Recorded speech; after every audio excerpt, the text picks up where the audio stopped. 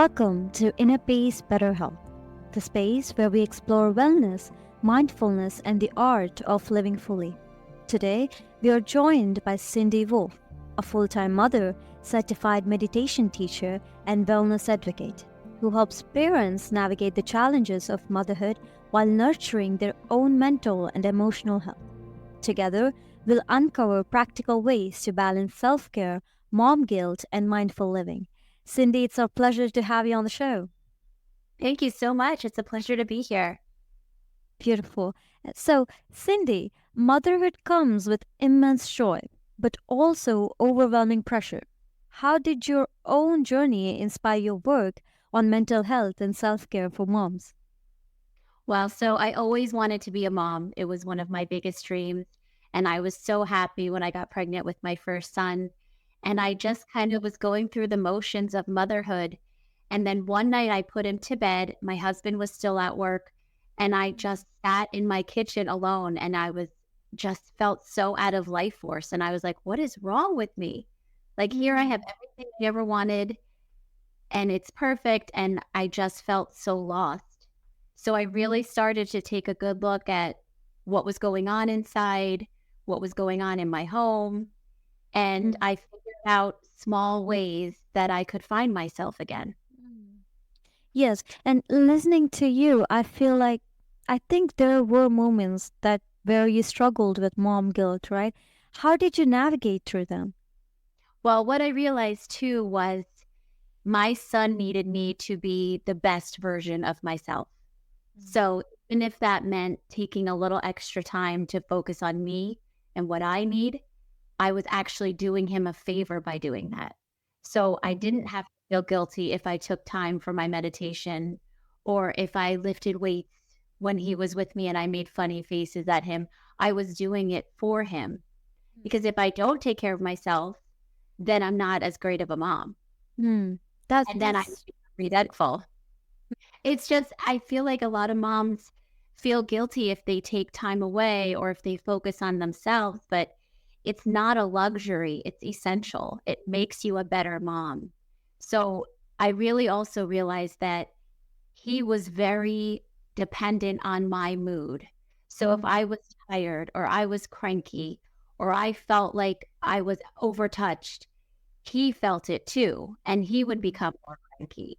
So I felt the pressure of that, and I also felt the gift of that. It's like, here's this little baby showing up and teaching me how to take care of myself so that I can take care of him. that's beautifully real because it's not only okay for to take time for mothers, but it's also necessary and essential. That feels so Absolutely. important point to pressure on, I feel like. So, Mhm. and Cindy, since your experience shaped so much of your work, let's talk about your book, In the Weeds, and how it helps mothers reconnect with themselves. So the best thing I think about the book is it's very short.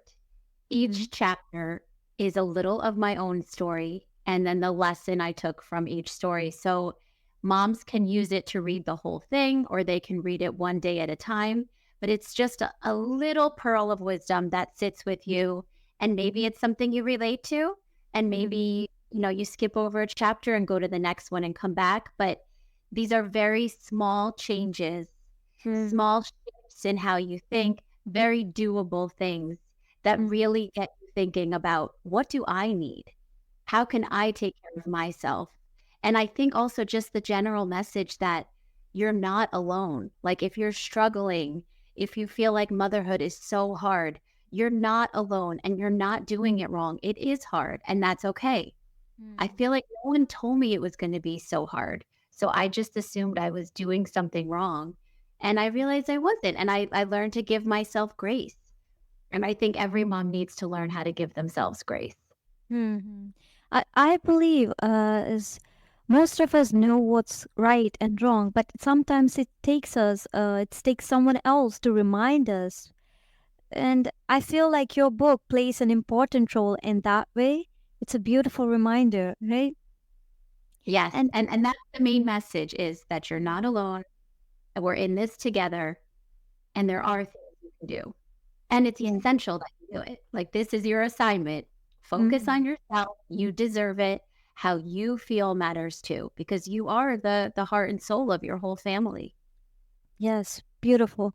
And Cindy, how can these practices, like daily practices, fit into the chaos of daily family life? Well, that's the thing. It's not anything dramatic. Mm. If you add them all up, it equals a greater sum. But sometimes it's just like a small shift in your mindset. Like, for instance, when I talk about gratitude, a huge thing for me was changing the narrative to, okay, my son only wants me. I have to get up now. I have to hold him. I shifted that to, I get to hold him. I get to be the one to comfort him. When he was a baby, he didn't want me to put him down, even when he was sleeping, when he was eating, anything. And I welcomed that time. It was very precious time that I'll never get back. So even something like that, like shifting the way you think about it, changes your whole day. And that's really what most of the practices are, very gentle shifts, or just changing the way you think, or adding in a little break. It's all very doable. It's not overwhelming. There's no drastic changes. And those little things really add up. Hmm. Yes, yes. I love how practical that sounds, Cindy. And because often just noticing we need a break can be the first step to the healing process and bringing importance to ourselves, right? And Mhm. I was wondering, what signs do you think shows that a mom really needs to pause and seek support? I think if you're starting to feel the darkness come in, or you're starting to feel lost, or you're tired all the time, those were the things that I felt. And I just chalked it up to, well, I'm not sleeping enough, or all moms are tired, but that general feeling of lost, or like, what's wrong with me? Like, those were my real warning signals, because I did have another son 2 years after my first, and I recognized some of that darkness come back. But this time I had my tools. So I went back to some of my changes, and I felt the light return again.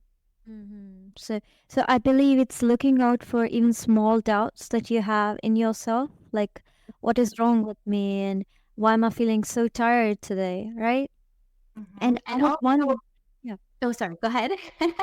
no, please continue. It's always the guest Well, first. there's such an identity shift that happens too that I think doesn't get talked about when you become a mom. Everything becomes about the baby, as it should. Babies need a lot of care, and biologically, we're wired to take care of our children. But you need to take a little of that shift back and take a look at yourself. And that's where the journal prompts can help too, because I mean, for me, it wasn't just getting back to who I was before him, it was getting to know myself as a mom and Mm. discover sides of myself. And that Mm. kept my worth going. Yes, yes. And I do feel like this whole feeling of mom guilt can be overwhelming to an individual. So I was wondering, how can partners, friends, or communities provide effective support to them? Absolutely. I know for myself, my husband is very open when I'm very clear about what I need. And he would see the changes in me if I didn't get my break, if I didn't take my time to have my coffee, or some of the little changes, he would see the difference in me. So even if he didn't quite understand it, he wanted me to be happy. He wanted me to be the best mom I could be. And I feel like the whole family benefits from you taking care of yourself. So even if you have a partner that you need to explain this to, or that might not be as open, once they see the way the balance shifts when you Mm. show up a little fuller, I think they would be absolutely supportive. Absolutely. And what you just said really reminds the importance of a connection and share responsibility in wellness, I believe. So, Cindy, how do you encourage mothers to release perfectionism and embrace realistic self-care? Well, so I do have a chapter on forgiving yourself. Mm. And I find that I have to forgive myself over and over. And I know that I will never be perfect. And I've accepted that. And I'm okay with that. And I really had to dig deep and see that what I'm teaching my children is they don't have to be perfect either. Mm, And when we make a mistake, we just have to repair it. So there's plenty of times I've lost my cool or I've snapped at them and I come back and apologize and I mm. explain, that that wasn't about you, that was about me. I didn't get enough sleep. You don't deserve that. And now they have learned how to apologize too when they make a mistake. So I think the more you can forgive yourself and give yourself grace, no one is perfect, and that's okay. We're all learning together. Yes, yes, amazing. And I feel like this does not only apply for mothers, it's like for the whole humanity and everyone that it's the imperfection what makes beautiful, I believe. And yes, Cindy, I was also wondering, are there simple habits or mindset shift that can make a big difference? Yes. I mean, even just taking some time for quiet is huge.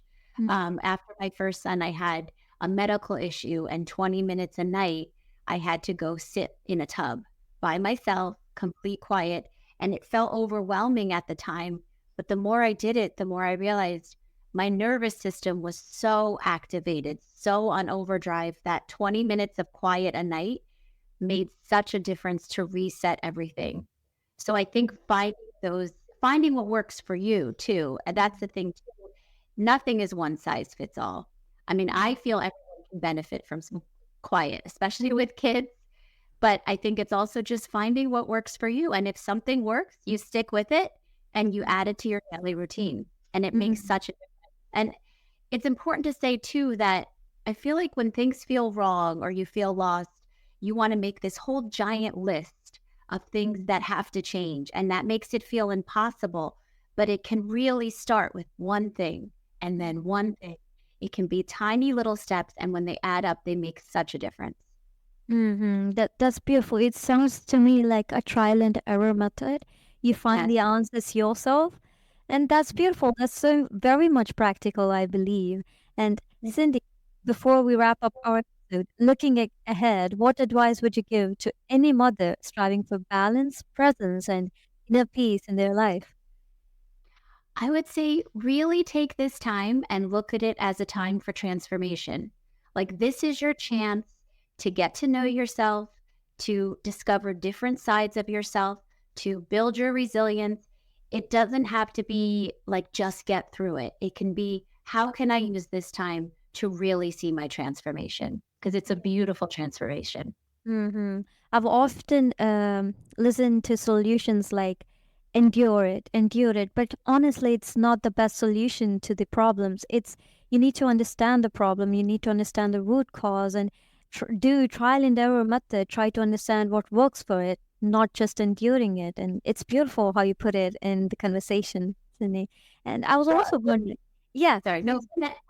I'm really sorry. Well, I wanna say too, it's very interesting generationally because I feel like traditionally you're constantly hearing how, "Oh, my mom's the best. She always put herself last. She never asked for anything. She always did everything without any thank you." And I remember thinking like, "I don't want that to be my birthday tribute." Like, I would want it to be, my mom loved us and gave it her all, but I don't want someone saying how I didn't take care of myself as like a badge of honor. Like, that's not the narrative I want to Hmm. repeat again and again. Yes, we need to understand that mothers and having their own personal life, having accomplishment is part of being mother, and that's so necessary. Yes, and this reminds me of my own mother because she quit her job to raise us, and that didn't stop us. Actually, that didn't stop her from pursuing her interests. Now she has a PhD. She's holding a PhD in yoga, so I feel great for her. Yes, yes, thank you. And I feel great for her. And I feel great for that moment because she put herself first along with us. And that is actually not that difficult. We just Right. need to be okay with that first, I feel like.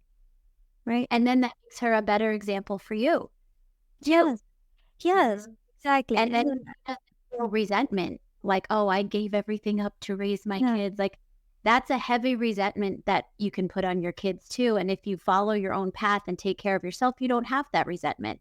And then your kids don't feel that. That's a lot of pressure for a kid too, I think. Yes, yes. Beautiful, Cindy. And before we wrap our episode, one last question, which is how can mindfulness and meditation practices nurture resilience over time? I think any kind of mindful practice, what you're doing is getting in touch with yourself. So I think anytime you can focus on yourself, go quiet, dig deep, you're going to learn something new about yourself and you're going to find that resilience. And I think it's a beautiful discovery. Hmm. Beautiful, beautiful silence and digging deeper into yourself. Sounds amazing, Cindy. Your own voice. Hearing your own voice. Yes, hearing our own voice. Understood. Mhm. And mm, for our listeners who will be wanting to connect with you, can you please share the ways to do so? Sure. So I have a website. It's Cindy Caprio Wolf. And I also have Facebook and Instagram for In the Weeds. And you can find my book on Amazon and Barnes and Noble and Walmart. Amazing, amazing. All the details will be in show notes, so I request our listeners to go and check that. It will be really easy for you to connect with Cindy. Thank you, Cindy. It was really a pleasure to have you on the show. Thank you so much. You as well. Beautiful, amazing. And so, yes, Cindy Woulfe reminds us that motherhood is a journey of love, growth, and self compassion. Take a moment today to breathe, nurture yourself, and honor your own well being. Keep your inner peace alive and let mindful self care illuminate every step of your path. Thank you for tuning in.